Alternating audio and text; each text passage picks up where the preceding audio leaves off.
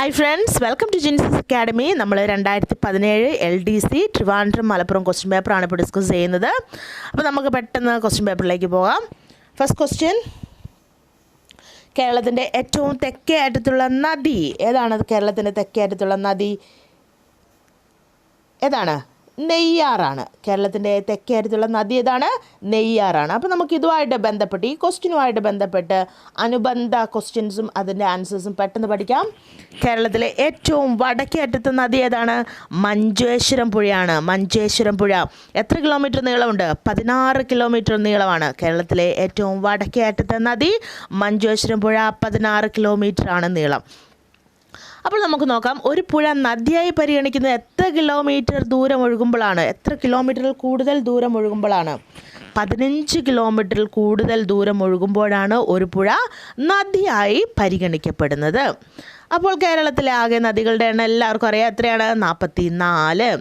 കേരളത്തിൽ 100 കിലോമീറ്ററിൽ കൂടുതൽ ദൂരം ഒഴുകുന്ന നദികളുടെ എണ്ണം എത്രയാണ്? 11. കേരളത്തിലെ ഏറ്റവും നീളം കൂടിയ നദി പെരിയാറാണ്. പെരിയാറിൻ്റെ കിലോമീറ്റർ 244 കിലോമീറ്ററാണ്. അപ്പോൾ നമുക്ക് നോക്കാം, രണ്ടാം സ്ഥാനത്ത് ഏതാണ്? ഭാരതപ്പുഴയാണ്. 209 കിലോമീറ്ററാണ് ഭാരതപ്പുഴയുടെ കിലോമീറ്റർ, നീളം ഒഴുകുന്ന കിലോമീറ്റർ. അപ്പോൾ നമുക്ക് കേരളത്തിലെ പ്രധാന നദികൾ ഏതൊക്കെയാണെന്ന് നോക്കാം. അവയുടെ നീളം കിലോമീറ്ററിലും മൈലിലും നമുക്കൊന്ന് പഠിച്ചു പോകാം. കാരണം നമ്മൾ കിലോമീറ്റർ പഠിച്ചു വെച്ചാൽ ചിലപ്പോൾ മൈലിലായിരിക്കും ക്വസ്റ്റ്യൻ വരിക. അപ്പം നമുക്ക് രണ്ടും ഒന്ന് നോക്കിപ്പോകാം. പെരിയാറിൻ്റെ നീളം 244 കിലോമീറ്റർ നീളം, മൈലിൽ വരുവാണെങ്കിൽ 151. Bharathappuzha 209 kilometre, mile 129. Pamba 176 kilometre, mile 109. Chaliyar 169 kilometre, mile 105.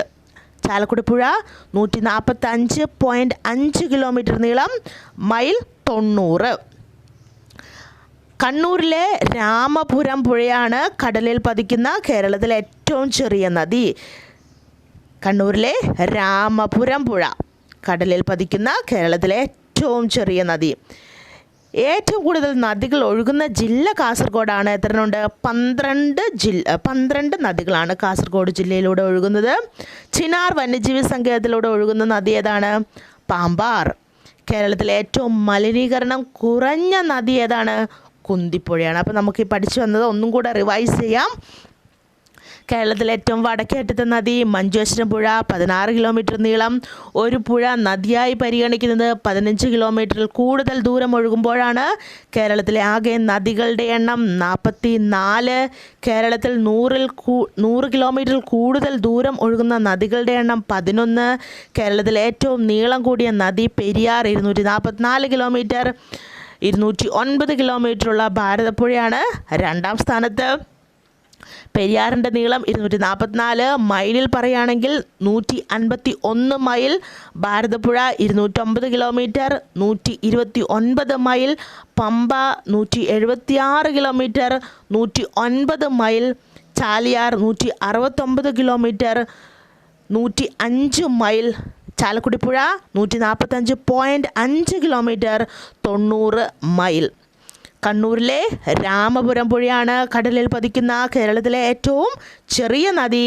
ഏറ്റവും കൂടുതൽ നദികൾ ഒഴുകുന്ന ജില്ല കാസർഗോഡാണ്. 12 നദികളാണ്. ചിനാർ വന്യജീവി സങ്കേതത്തിലൂടെ ഒഴുകുന്ന നദി പാമ്പാറാണ്. കേരളത്തിലെ ഏറ്റവും മലിനീകരണം കുറഞ്ഞ നദി കുന്തിപ്പുഴ. അപ്പോൾ ഇന്നത്തെ ക്ലാസ് ഒരു ക്വസ്റ്റ്യൻ, അതിൻ്റെ സബ് ക്വസ്റ്റ്യൻസ് ആയിട്ടാണ് നമ്മൾ എൻഡ് ചെയ്യുന്നത് ക്ലാസ്. അപ്പോൾ നിങ്ങളുടെ വിലയേറിയ കമൻസ് എന്താണെന്ന് എന്നെ അറിയിക്കുക.